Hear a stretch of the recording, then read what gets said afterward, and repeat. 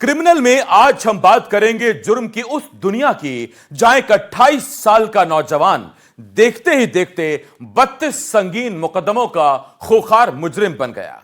इंदौर का कुख्यात गैंगस्टर सलमान लाला, जिसकी जिंदगी जितनी खौफनाक थी उसका अंजाम भी उतना ही रहस्यमयी साबित हुआ। एक तरफ करोड़ों की संपत्ति, फर्जी पासपोर्ट और हवाला का गहरा खेल, तो दूसरी तरफ पुलिस से बचकर भागते हुए संदिग्ध मौत। लेकिन मौत के बाद भी सोशल मीडिया पर उसका खौफ और महिमा मंडन क्यों जिंदा है? आज हम सलमान लाला की उस पूरी क्राइम कुंडली का पर्दाफाश करेंगे, एक एक राज से पर्दा उठाएंगे। क्रिमिनल में आज देखिए डिजिटल गैंगस्टर, गुनाहों का सौदागर।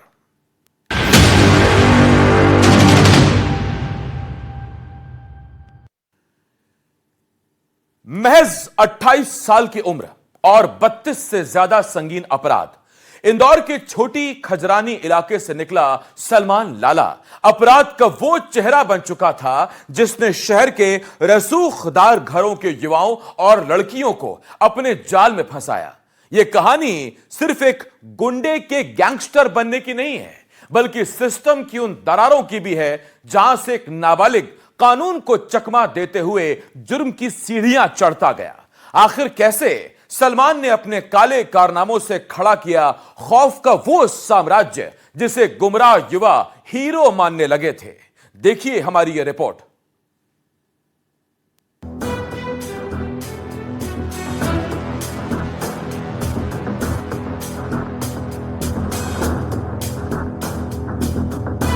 इंदौर का MIG थाना और वहां की गुंडा फाइल्स।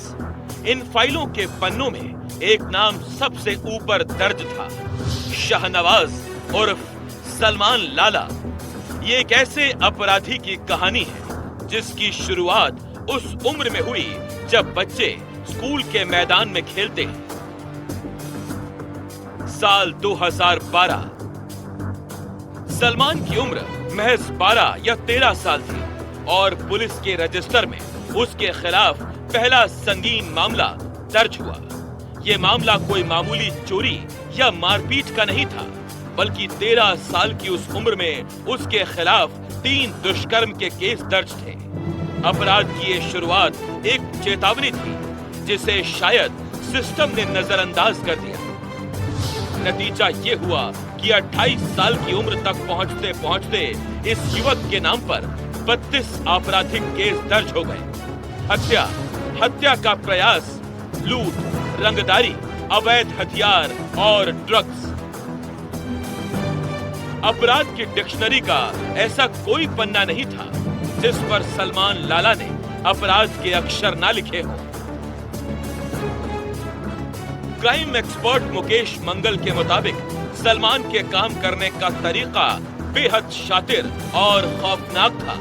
उसने अपना एक ऐसा सिंडिकेट बना लिया था जो सीधे शहर के युवाओं को टारगेट करता था। सलमान लाला ने सबसे पहले 12 साल की उम्र में इसने अपराध शुरू किया था और इसने अपनी उम्र से ज़्यादा इसने अपराध दर्ज कर अपने इसके रिकॉर्ड में दर्ज हो चुके थे। पुलिस के रिकॉर्ड में शहर के सारे थानों में इसके खिलाफ प्रकरण दर्ज था, जिसमें लूट है, हत्या है, अवैध वसूली है, सामूहिक दुष्कर्म है, अवैध हथियारों की और शराब की तस्करी है।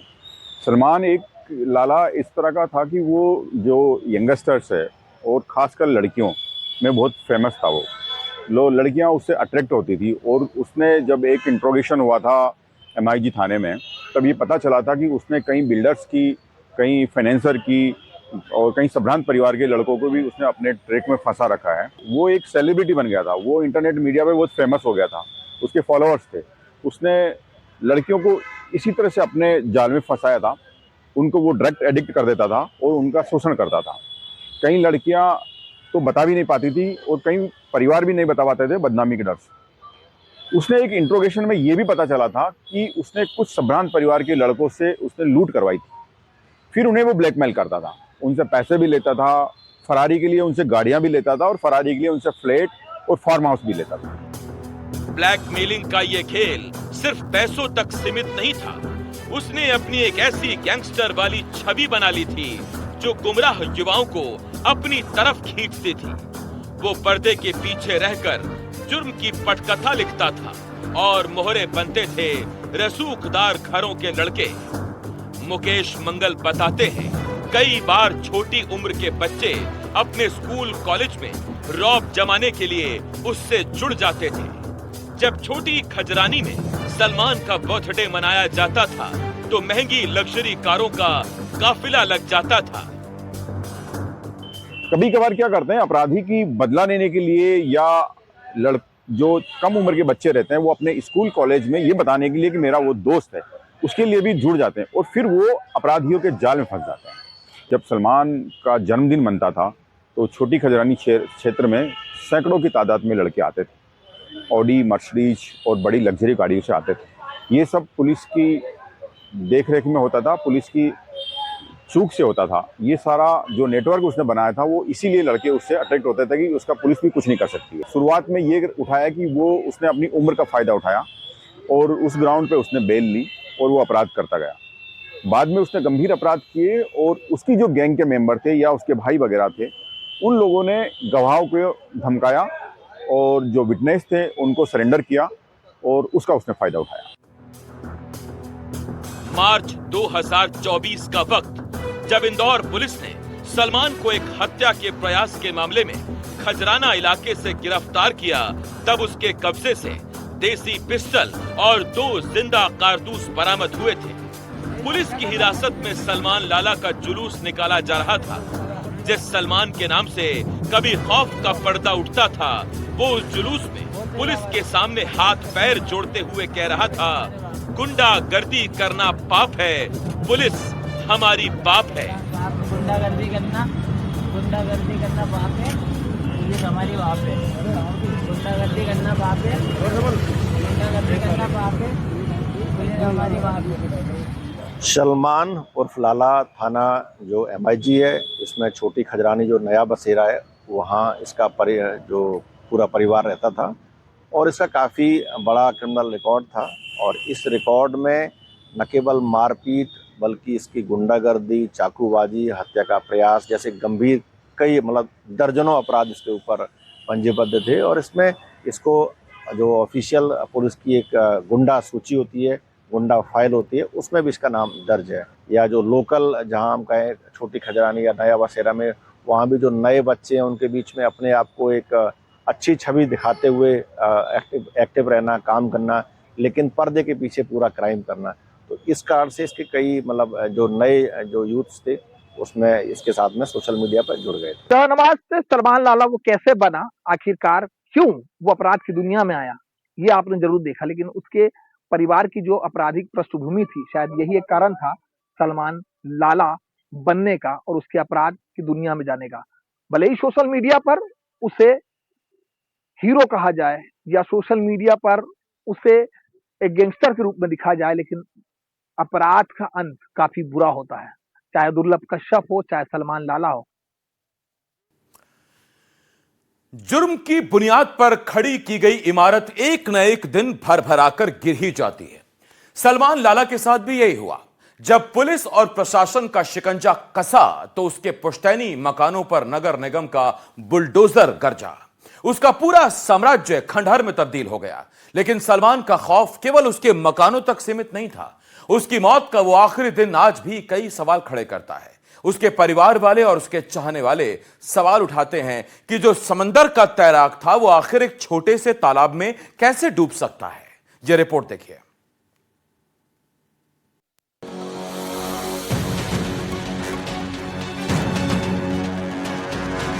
दिसंबर 2022 इंदौर नगर निगम और पुलिस की संयुक्त टीम सलमान लाला के ठिकानों पर पहुंचती है।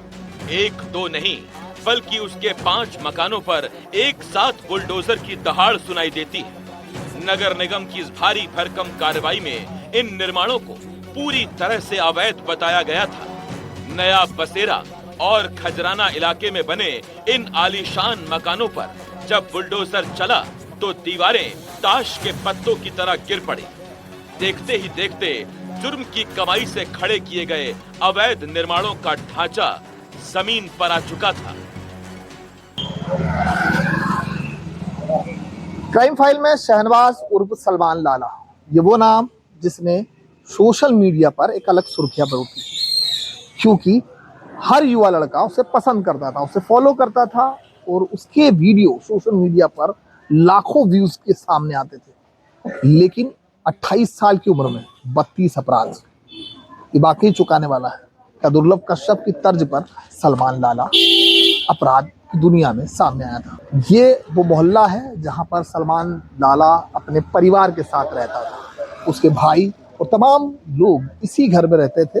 लेकिन अपराध की दुनिया में कदम रखने के बाद एक अपराध, और उसके बाद सलमान का नाम इंदौर नहीं, प्रदेश और देश में उसे पहचान मिली। लेकिन ऐसा क्यों अपराध के लिए? लेकिन प्रशासन लगातार सलमान पर कार्रवाई करता नजर आया। कि उसका पुश्तैनी घर है जो आज पूरा खंडर और जर्जर के रूप में है। उसके कमाई हुई संपत्ति को अब ध्वस्त किया गया। हालांकि सलमान अपराध की दुनिया में क्यों आया, इसलिए आया और कैसे इस अपराध की पहली कड़ी बना, क्योंकि पहला अपराध उसका 2012 में था और 2012 के बाद वो लगातार अपराध करता है। मकान खंडहर हो चुके थे, लेकिन सलमान की कहानी का सबसे आखिरी और रहस्यमयी अध्याय अभी बाकी था। साल 2025, सलमान का परिवार भी अपराध से अछूता नहीं था। उसके भाई सिद्धू उर्फ शादाब और गोलू उर्फ लईक का नाम 2022 के तुषार संगर हत्याकांड में सामने आ चुका था। शादाब सागर जेल में बंद था। सलमान उसी शादाब को लेने सागर गया हुआ था। वापसी में वो सागर से इंदौर लौट रहा था। सागर से इंदौर लौटने के दौरान पुलिस को सलमान की भनक लग चुकी थी। एडिशनल डीसीपी राजेश दंडोतिया के मुताबिक एमडी ड्रग्स के साथ पकड़े गए 2 आरोपियों ने सलमान लाला का नाम लिया था। इसी के आधार पर पुलिस ने भोपाल इंदौर हाईवे पर सीहोर के पास दरबार ढाबे के करीब एक स्कॉर्पियो की घेराबंदी की। इस स्कॉर्पियो में सलमान और उसके साथी मौजूद थे। पुलिस ने जैसे ही घेराबंदी की, 4 लोग पकड़े गए, लेकिन सलमान अंधेरे का फायदा उठाकर वहां से भाग निकला।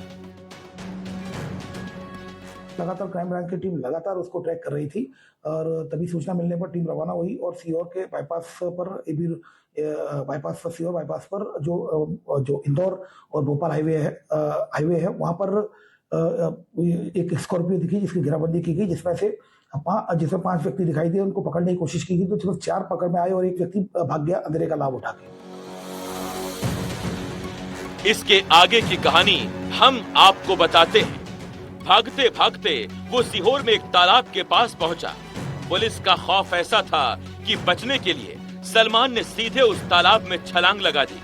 शायद सलमान को लगा होगा तालाब छोटा है, वो आसानी से तैरकर पार कर जाएगा, लेकिन गहराई ज्यादा होने की वजह से वो दलदल और पानी में ऐसा फंसा कि बाहर नहीं निकल पाया। 2 दिन बाद उसी तालाब से गैंगस्टर सलमान लाला का शव बरामद हुआ।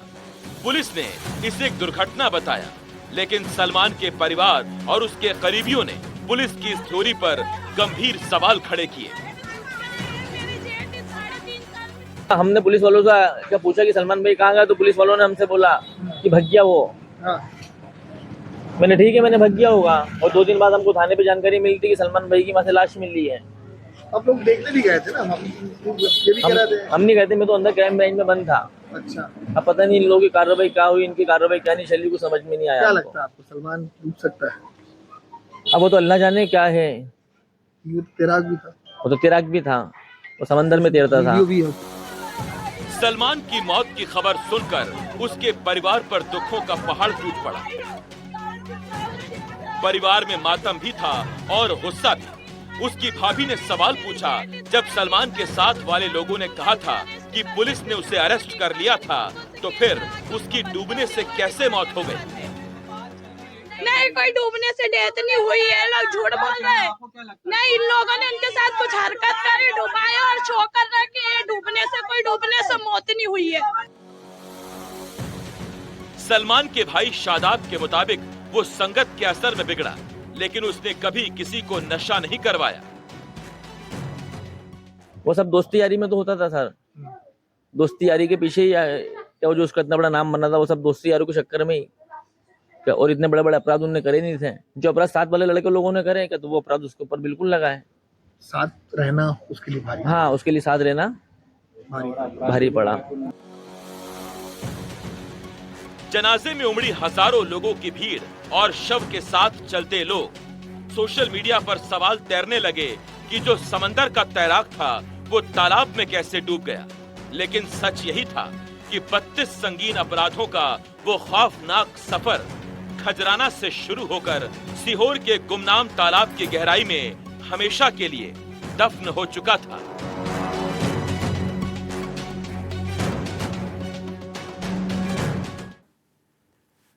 गैंगस्टर सलमान लाला की मौत जरूर एक तालाब में हुई, लेकिन उसकी साजिशों का समंदर बहुत गहरा था।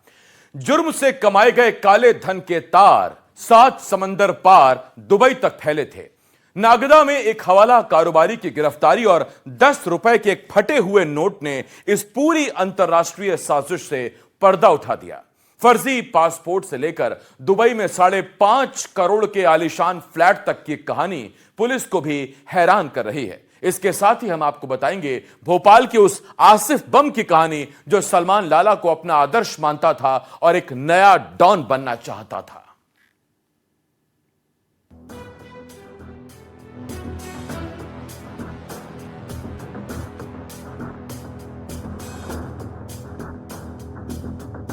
सलमान लाला महज एक गली का गुंडा नहीं रह गया था, वो इंटरनेशनल अंडरवर्ल्ड का हिस्सा बनने की पूरी तैयारी कर रहा था। इस बात का सबसे बड़ा खुलासा तब हुआ जब फरवरी 2025 को उज्जैन के नागदा में पुलिस ने एक हवाला कारोबारी को गिरफ्तार किया। नाम था प्रमोद ककनानी। उज्जैन की नागदा पुलिस जब प्रमोद ककनानी को थाने लेकर गई और उससे पूछताछ शुरू हुई तो एक ऐसे राज पर से पर्दा उठा जिसने पुलिस के होश उड़ा दिए। तब एएसपी नितेश भार्गव ने इस पूरे रैकेट का खुलासा किया था। इस व्यक्ति ने मंदसौर, जावरा और देवलजी से के कुछ लोगों द्वारा इसकी अपराध में मदद करना और कुछ कनेक्शंस ने बताए। इसी क्रम में लगातार हम लोग पूछताछ जब कर रहे हैं तो आज एक विश्वस्त सूत्रों से सूचना मिली। इसमें मंदसौर का एक व्यक्ति सलमान से संबंधित कुछ महत्वपूर्ण दस्तावेज लेकर जो है नागदा तरफ आ रहा था। सूचना की जब पुष्टि की गई उसमें इसको मौके से पकड़ा गया। पकड़ने के बाद इसके पास से सलमान से कनेक्टेड कुछ महत्वपूर्ण दस्तावेज, जिसमें संयुक्त अरब अमीरात में सलमान की लगभग 5.5 करोड़ की जो प्रॉपर्टी थी उसके दस्तावेज पाए गए हैं। पुलिस को जांच में प्रमोद ककनानी के पास से काले रंग का एक बैग मिला था। इस बैग में सलमान लाला की दुबई स्थित एक भव्य प्रॉपर्टी के दस्तावेज मिले थे। इन दस्तावेजों के मुताबिक दुबई में जिस फ्लैट के बारे में पता चला उसकी प्रॉपर्टी आईडी थी AED 2308778 और इस फ्लैट की कीमत थी 5,44,87,000 रुपए।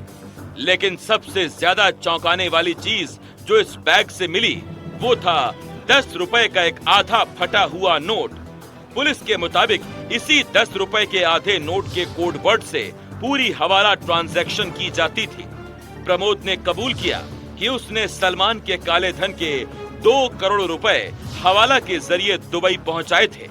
उसकी व्हाट्सएप चैटिंग में 10 रुपए के नोट का टुकड़ा, एक पूरा नोट और PRM DJI नाम के ग्रुप में अलग अलग मोबाइल नंबरों पर कोड वर्ड में हवाला रुपयों का काला चिट्ठा दर्ज मिला था। प्रमोद ने यह भी बताया कि हवाला के जरिए रुपए दुबई ट्रांसफर करने के लिए राजस्थान के देवलजी के रहने वाले शाहरुख ने प्रमोद को 2 करोड़ रुपए दिए थे। सिर्फ प्रॉपर्टी ही नहीं, सलमान लाला ने भारत से भागने का पूरा प्लान बना लिया था। जांच में सामने आया कि सलमान लाला ने झाबुआ जिले के थांदला से फर्जी पासपोर्ट बनवाया था। इस मामले की जांच चल रही है और इसमें कई सरकारी कर्मचारियों और पुलिस के लोगों की मिलीभगत के भी आरोप लग रहे हैं, जिन पर जल्द गिरफ्तारी की तलवार लटक रही है। सलमान का ये खौफनाक रुतबा ही था जिसने कई युवाओं की आंखों पर अपराध की पट्टी बांध दी थी। इसी का एक जीता जागता सबूत है भोपाल का आसिफ उर्फ बम। भोपाल में कारोबारी विजय मेवाड़ा की हत्या के मुख्य आरोपी आसिफ उर्फ बम से जब पुलिस ने पूछताछ की तो बड़े खुलासे हुए। कम उम्र में अपराधों की दुनिया में कदम रखने वाला आसिफ गैंगस्टर सलमान लाला से पूरी तरह से प्रभावित था। वो सलमान की ही तरह अपना आपराधिक नेटवर्क खड़ा करना चाहता था। आसिफ ने अपने नाम के साथ बम लगाना इसी वजह से शुरू किया था। वो महंगी बिल्लियां पालता था, महंगी कारों में घूमता था और 5 सितारा होटलों में रुककर सोशल मीडिया पर उसी स्टाइल में रील्स बनाता था। विजय की हत्या के बाद शॉर्ट एनकाउंटर में पुलिस ने आसिफ को पकड़ लिया था। सलमान लाला तो मर गया, लेकिन आसिफ बम जैसे न जाने कितने युवा उसकी जहरीली विरासत को आगे बढ़ाने की कोशिश में अपना भविष्य तबाह कर रहे हैं।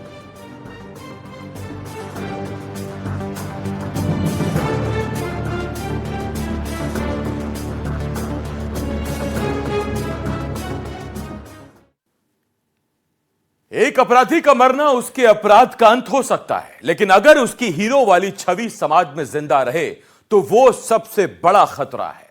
सलमान लाला की मौत के बाद सोशल मीडिया पर उसे हीरो बताने की जो होड़ मची, उसने कानून व्यवस्था के लिए एक नई चुनौती खड़ी कर दी। फिल्म अभिनेता एजाज खान से लेकर देवास और बैतूल की सड़कों पर लगे पोस्टर तक हर जगह सलमान को एक शहीद या सिकंदर की तरह पेश किया गया। पुलिस को आखिर क्यों एजाज खान पर एफआईआर करनी पड़ी और कैसे कई सोशल मीडिया अकाउंट्स ब्लॉक किए गए, यह रिपोर्ट देखिए।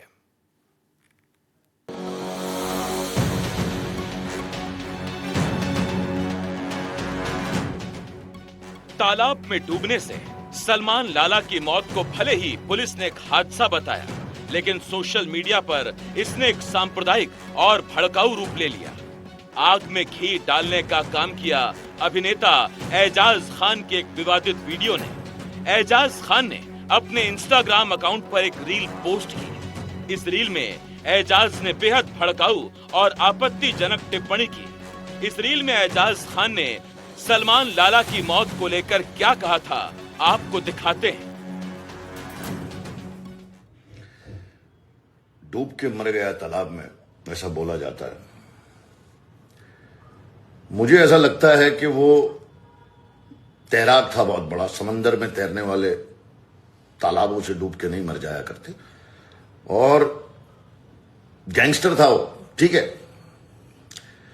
मैं उसे जानता तो नहीं हूं, लेकिन ऐसा बोला जाता है वो गैंगस्टर था। गुनाह उसका ये नहीं था कि वो गैंगस्टर था, उसका गुनाह ये है कि वो मुसलमान था, इसलिए मार दिया गया इस तरह से।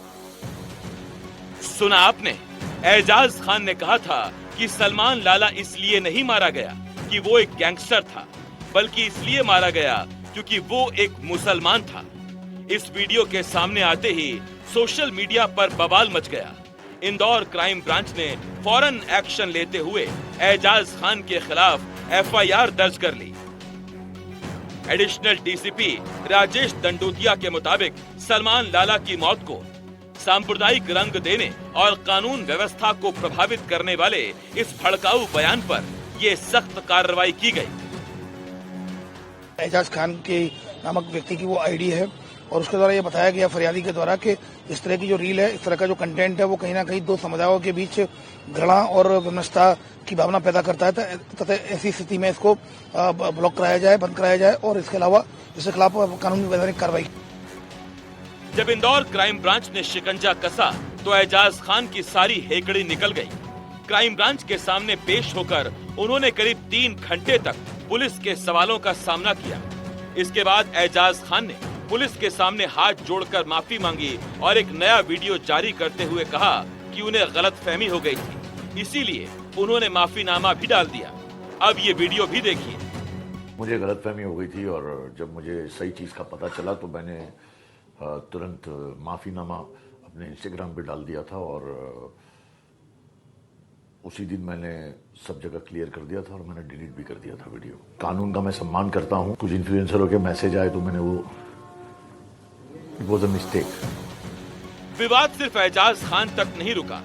देवास के सुभाष चौक पर गैंगस्टर सलमान लाला के बड़े बड़े पोस्टर लगा दिए गए, जिनमें उसे सिकंदर दिखाया गया था और जुलूस निकालने की बात कही गई थी। लोगों ने जैसे ही पोस्टर देखे, फौरन पुलिस से शिकायत की गई। उधर शिकायत मिलने पर पुलिस ने तुरंत एक्शन लिया और पोस्टर हटवाए।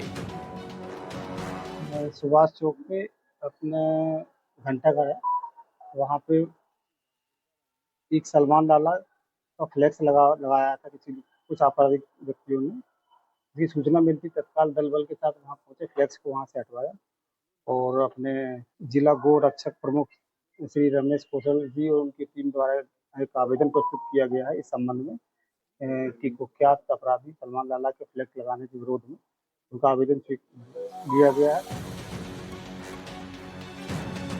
देवास ही नहीं बल्कि बैतूल के जमाल चौक में जश्न ईद मिलादुन नबी की बधाई वाले एक ऐसे ही बैनर ने हड़कंप मचा दिया। इस बैनर में बाकायदा सलमान लाला की फोटो के साथ लिखा था, मिस यू भाई सलमान लाला, शरीर मरता है मगर आत्मा नहीं। इस बैनर में कुछ नाबालिगों की तस्वीरें भी लगी थी। रविकांत डहरिया टीआई कोतवाली बैतूल की टीम ने फौरन मौके पर पहुंचकर उस बैनर को हटवाया था। जो है अपना इमामबाड़ा चौक पे जो है एक किसी व्यक्ति ने जो है एक पोस्टर लगाया हुआ है, जिसमें सलमान लाला का पोस्टर लगा और उसको क्या कहते हैं उसका याद की में लगाया गया है। जो है अपने द्वारा जो है कोतवाली पुलिस के द्वारा तत्काल पहुंचकर उस पोस्टर को उतारा गया और उसको जब्त किया गया है। आगे जिनके द्वारा ये लगाया गया उनके खिलाफ वैधानिक कार्रवाई की जाएगी। सलमान लाला का भी कई बार जुलूस निकाला, प्रशासन ने बुलडोजर तक चला डाला। आखिरकार उसका अंत इतना बुरा हुआ कि लोग सोशल मीडिया पर ही उसे देखते रह गए। जनाजे में लाखों लोग इकट्ठा हुए। क्या वाकई सलमान लाला को पुलिस का भय नहीं था? ये कार्रवाई सब दिखावे की थी? ये सलमान लाला के ऊपर आखिरकार क्यों इस तरह के लोग सोशल मीडिया का माध्यम बनकर और अपने आप को गैंगस्टर समझ लेते हैं? सलमान लाला का नाम भले ही अब पुलिस की फाइलों में एक बंद अध्याय बन चुका हो, लेकिन उसकी कहानी ये सवाल जरूर छोड़ती है कि अपराधियों को हीरो बनाने वाली इस बीमार मानसिकता पर लगाम कैसे लगेगी। प्रशासन ने बुलडोजर से मकान तोड़े, पुलिस ने एनकाउंटर का खौफ पैदा किया, तालाब में गोते खाने से मुजरिम की सांसें थम गई। लेकिन जब तक समाज से अपराध को सेलिब्रेट करने की ये सोच नहीं मरेगी, तब तक किसी और शहर में, किसी और मोहल्ले से कोई दूसरा सलमान लाला या आसिफ बम पैदा होने से नहीं रोका जा सकता। एनडीटीवी के लिए इंदौर से भारत पाटिल की रिपोर्ट।